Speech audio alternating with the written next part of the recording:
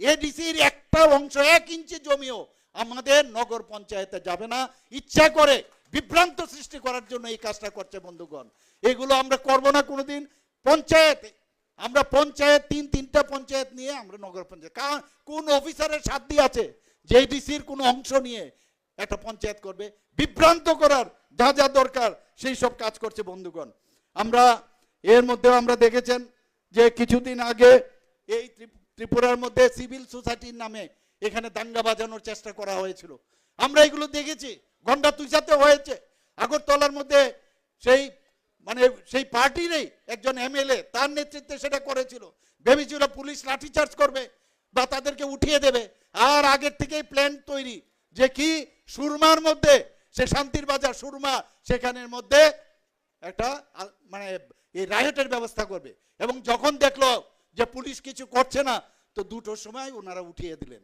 এই যে অবস্থা, কিন্তু পরবর্তী সময়ে সুরমার মধ্যে আপনারা সবাই জানেন সেখানে আমাদের গরিব ভাই বোন যারা আছেন, সেখানে বাঙালিও ছিল, সেখানে জনজাতিও ছিল, তাদের বাড়ি ঘর আগুন জ্বালিয়ে দিয়েছে।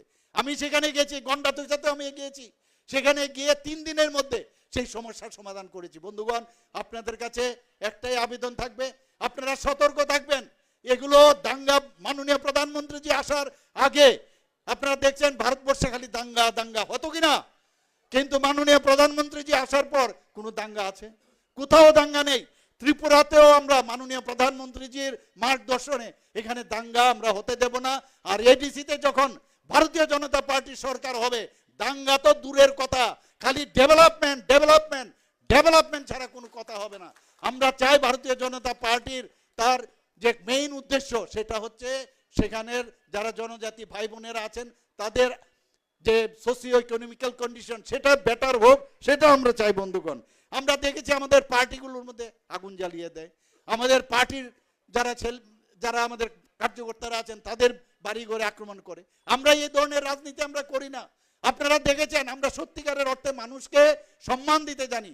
মহারাজা বীর বিক্রম কিশোর মাণিক্য বাহাদুর, যাকে কি বলা হতো যে আধুনিক ত্রিপুরার রূপকার, মাননীয় প্রধানমন্ত্রীজি এসে উনার নামে সিঙ্গার বিল ছিল। উনার সময়ে সেকেন্ড ওয়ার্ল্ড ওয়ারের সময় সেখানে সিঙ্গার বিল এয়ারপোর্ট ছিল। সেটাকে এর আগে তো কমিউনিস্টরা রাজত্ব করেছে, কংগ্রেসরাও করেছে, অনেক লোকাল পার্টি ছিল, কেউ তো করেনি। মাননীয় প্রধানমন্ত্রীজি এবং বিজেপি পার্টি এসে উনার নামে উৎসর্গ করে আজকে আগরতলা এয়ারপোর্টকে মহারাজা বীর বিক্রম কিশোর মাণিক্য বাহাদুরের নামে করেছে।